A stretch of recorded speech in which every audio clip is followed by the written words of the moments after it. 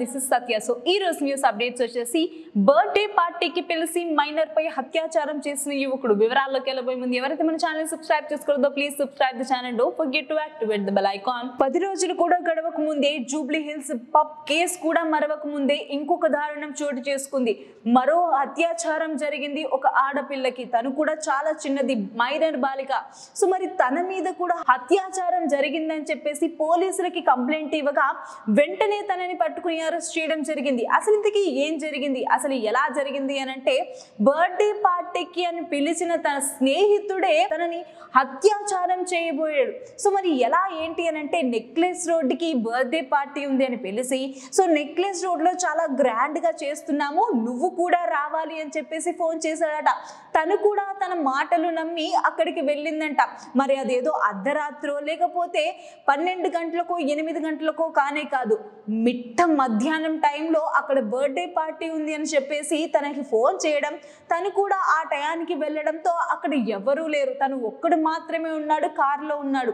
So కారులో కూర్చో కాసేపు అని చెప్పేసి తనని లోపల కూర్చోబెట్టిన తర్వాత తన మీద అత్యాచారానికి పాల్పడ్డాడు. సో వెంటనే తను ఏ మాత్రము కూడా భయపడకుండా అరిచి మరీ గోల పెట్టింది. అక్కడ ఎవరు కూడా రెస్పాండ్ కాకపోవడంతో పోలీసులకు ఫోన్ చేయగా వెంటనే పోలీసులందరూ కూడా అక్కడికి వచ్చి ఆ పర్సన్ ని అరెస్ట్ చేసి తీసుకువెళ్ళాడు. తన పేరు ఏంటి అని అంటే సురేష్. సో మరి సురేష్ ని నమ్మి మిట్ట మధ్యాహ్నం టైంలో ఒక ఆడపిల్ల అక్కడికి వెళ్ళంగానే చులకనగా చూసి ఎవరు ఏం చేయలేరులే, ఎవరు పట్టించుకోలేరులే అన్నట్టుగా బిహేవ్ చేసి మరి అత్యాచారం చేయబోయాడు. సో ఇలాంటి సంఘటనలు రోజు జరుగుతున్నాయి. సో మరి 10 రోజులు కూడా గడవక ముందే 3 కేసులు హైదరాబాద్ లో మనం చూస్తున్నాం. మరి ఇంకెన్ని కేసులు అవుతాయో, ఇంకెన్ని దారుణాలు జరుగుతాయో మరి ముందు కూడా చూడాల్సి ఉంటుంది.